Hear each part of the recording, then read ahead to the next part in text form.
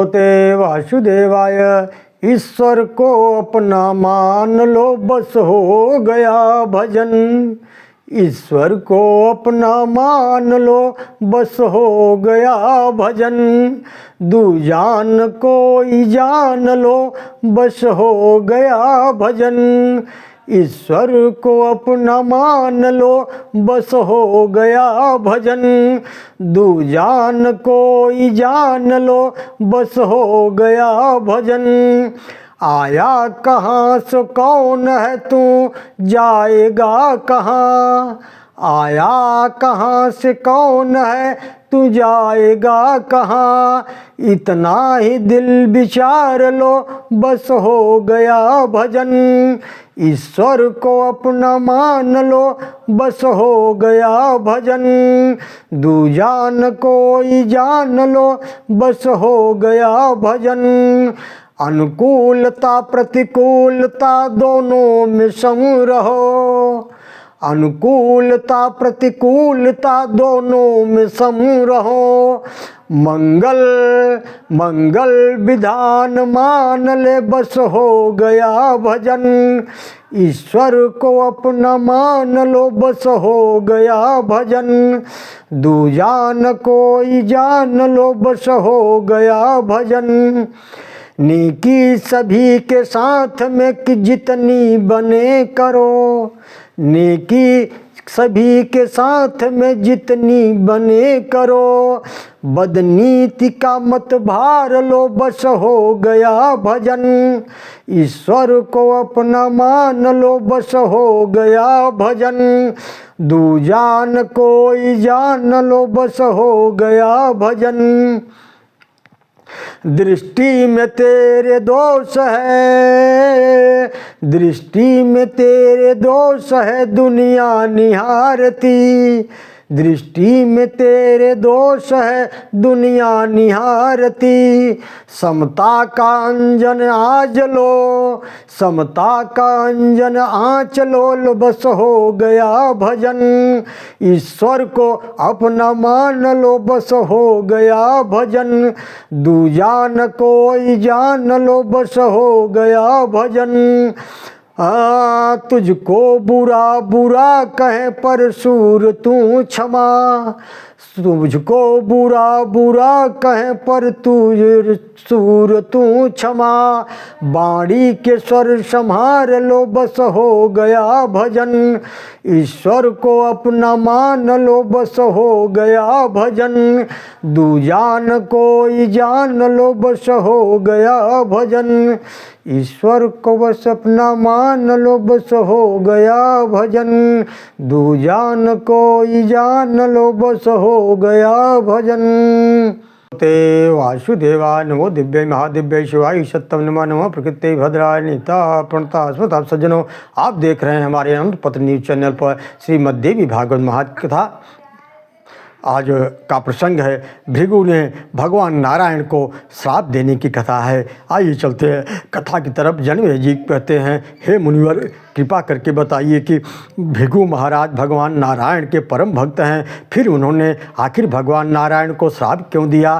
क्या भगवान पर श्राप का प्रभाव पड़ता है? व्यास जी कहते हैं, राजन ध्यान पूर्वक सुनिए। पूर्व समय में जब देवताओं और दैत्यों का युद्ध हुआ तो उसमें देवता विजयी हुए और दैत्य परास्त हो गए। इसके कारण शुक्राचार्य जी कुछ समय के लिए भगवान शिव की उपासना करने के लिए चले गए और उन्होंने सभी दैत्यों से कहा कि तुम सब देवताओं से कहो कि अब हमें युद्ध नहीं करना है। तुम सब कपट करते हुए जब तक मैं लौट कर न आऊँ तब तक भजन पूजन करते रहो। उधर शुक्राचार्य जी ने भगवान शिव की कृपा से संजीवनी मंत्र प्राप्त कर लिया।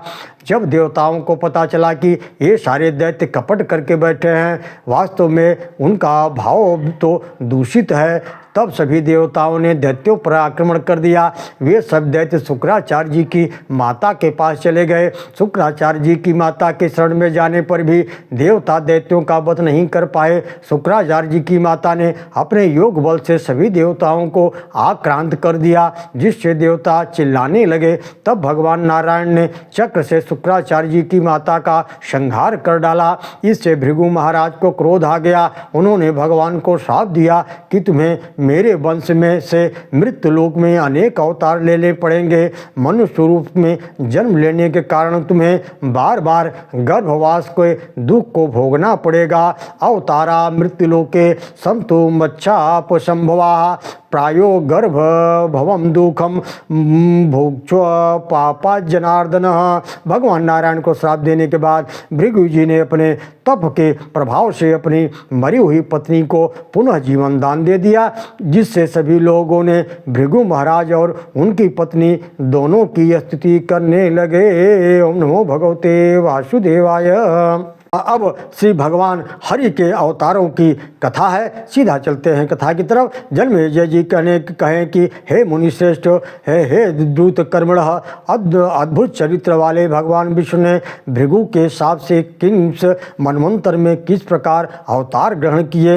हे धर्मज्ञ, हे ब्राह्मण, श्रवण करने पर समस्त सुख सुलभ कराने वाली तथा पापों का नाश कर देने वाली भगवान विष्णु की अवतार कथा का हमें विस्तार से वर्णन सुनाइए। व्यास जी ने कहा, हे राजन, जिस मनवंतर जिस युग में जैसे जैसे भगवान विष्णु के अवतार हुए हैं उन अवतारों को मैं बता रहा हूँ।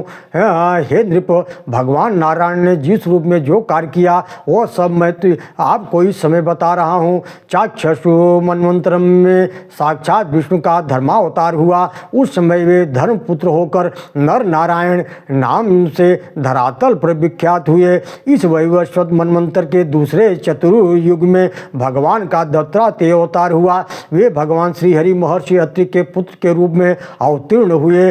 उन अत्रि ऋषि की पत्नी अनुसुईया की प्रार्थना पर ब्रह्मा, विष्णु और महेश, ये तीनों महान देवता उनके पुत्र रूप में उत्पन्न हुए थे। अत्रि की पत्नी साध्वी अनुसुईया सती स्त्रियों में श्रेष्ठ थी, जिनकी सम्यक रूप से प्रार्थना करने पर वे तीनों देवता उनके पुत्र के रूप में अवतरित हुए थे। देवताओं का कार्य सिद्ध करने के लिए चौथे चतुर्युग में दो प्रकार के रूपों वाला मनोहर नरसिंह अवतार हुआ। भगवान श्री विष्णु ने उस समय हिरण्यकश्यप का सम्यक वध करने के लिए ही देवताओं को चकित कर देने वाला नरसिंह रूप धारण किया था। भगवान विष्णु ने दैत्यराज बलि को शमन करने के लिए वामन रूप में अवतार धारण किया। उन वामन रूपधारी विष्णु ने यज्ञ में राजा बलि को छल से उनका राज्य हर लिया और उन्हें पाताल में स्थापित कर दिया। 19वें चतुर्युग के त्रेता नामक युग में भगवान विष्णु महर्षि जमदग्नि के परशुराम नामक महाबली पुत्र के रूप में उत्पन्न हुए। क्षत्रियों का नाश कर डालने वाले उन प्रतापी सत्यवादी जितेंद्रिय परशुराम ने संपूर्ण पृथ्वी क्षत्रियों से छीनकर महात्मा कश्यप को दे दी थी। हे राजेंद्र, मैंने अद्भुत कर्म वाले भगवान विष्णु के पाप नाशक परशुराम नामक अवतार का वर्णन किया है। भगवान विष्णु ने त्रेता युग में रघु के वंश में दशरथ पुत्र राम के रूप में अवतार धारण किया। इसी प्रकार 28वें द्वापर युग में साक्षात नर तथा नारायण के अंश से अर्जुन और भगवान कृष्ण का प्राकट्य हुआ। इस प्रकार भगवान श्री नारायण अनेक अवतार लेकर अपने भक्तों पर कृपा करते हैं। जन्मे ओम नमो भगवते वासुदेवाय। अब इस कथा में जन्मेजय कहते हैं, जन्मेजय जी प्रश्न करते हैं, हे मुनिवर, कृपा करके बताइए कि आपने पहले ही अपने नर नारायण के आश्रम में आई हुई अप्सराओं की चर्चा की थी, उन अप्सराओं का क्या हुआ। व्यास जी कहते हैं, राजन, भगवान नारायण ने उन अप्सराओं को आशीर्वाद दिया कि अगले अवतार में हम जब कृष्ण और अर्जुन के रूप में आएंगे तब हम आपसे विवाह करेंगे और आपके साथ प्रेम पूर्वक रहेंगे। इस प्रकार भगवान नर नारायण ने बद्रिकाश्रम में रहकर तब की विधि को बताया। ओम नमो भगवते वासुदेवाय। भगवते वासुदेवाय कृष्णाय वासुदेवाय देवकी नंदनाय च नंद गोप कुमाराय गोविंदाय नमो नमः। सज्जनों, अभी इस अध्याय में श्री कृष्ण के अवतार की कथा है। वेद व्यास जी ने बताया कि नर नारायण ही अर्जुन और कृष्ण के रूप में 28वें द्वापर में प्रकट हुए। तब जन्मेजय जी ने कहा, आप विस्तार से में भगवान श्री कृष्ण की कथा सुनाइए। भगवान श्री कृष्ण साक्षात परब्रह्म परमात्मा हैं, हम उनकी कथा सुनना चाहते हैं। पृथ्वी पर जब कंस का अत्याचार बढ़ गया तब सभी देवताओं ने भगवान नारायण की स्तुति की। की। भगवान नारायण ने सभी देवताओं से कहा, हम सबको मिलकर भगवती की आराधना करनी चाहिए, उसके पश्चात ही मेरे अवतार लेने का प्रयोजन सिद्ध होगा। सभी देवता मिलकर भगवती माता की आराधना की। इससे प्रसन्न होकर भगवती प्रकट हो गई और माता भगवती ने कहा, हे देवताओं, मैं पृथ्वी पर अवतार लूँगी और पृथ्वी पर दुष्ट राजाओं का विनाश करके इस पृथ्वी के भार को समाप्त करूँगी। मेरे अवतार लेने के पहले कश्यप जी अपनी पत्नी के साथ देवकी के नाम से अवतरित होंगे और उसी देवकी के नाम से अवतरित होंगे और उसी प्रकार भृगु महाराज के श्राप से भगवान नारायण भी देवकी के पुत्र के रूप में प्रकट होंगे। मैं गोकुल में यशोदा जी के गर्भ से उत्पन्न होंगी और देवताओं का सारा कार्य सिद्ध कर दूंगी।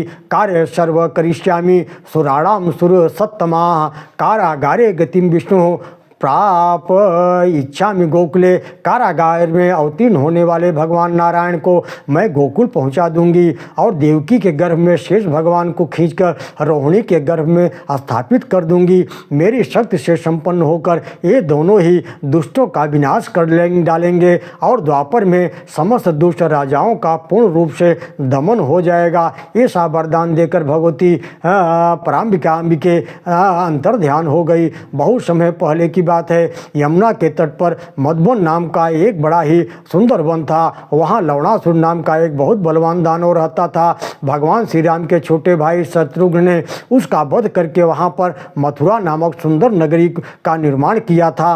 कुछ समय से वहाँ यादवों ने अधिकार कर लिया है। पूर्व काल में राजा ययाति के पुत्र हुए सूरसेन, सूरसेन के पुत्र हुए वसुदेव। उस समय वहाँ के राजा उग्रसेन थे। उनका कंस नाम का एक बहुत प्रतापी पुत्र था। जब देवकी और वसुदेव जी का विवाह हो गया तो विदाई के समय कंस घड़ियाली आंसू बहाते हुए अपने बहन को विदा कराने के लिए जा रहा था। उसी समय आकाशवाणी हुई कि अरे मूर्ख, इसका 8वां लाल ही तेरा वध करेगा। कंस महाभाग देवकी गर्भ संभव अष्टमस्तु सुत सीमा तव हताम भविष्यति।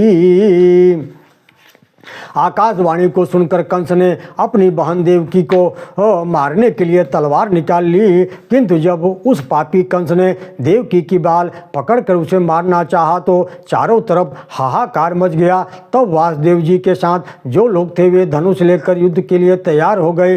तब शक्तिशाली कंस के साथ वासुदेव जी के पराक्रमी सहायकों का युद्ध होने लगा, किंतु जो श्रेष्ठ यदुगण थे उन्होंने कंस को रोक दिया और कहा, हे वीर, यह तुम्हारी चचेरी बहन है। इस अवसर पर तुम्हें इस बहन की हत्या नहीं करनी चाहिए।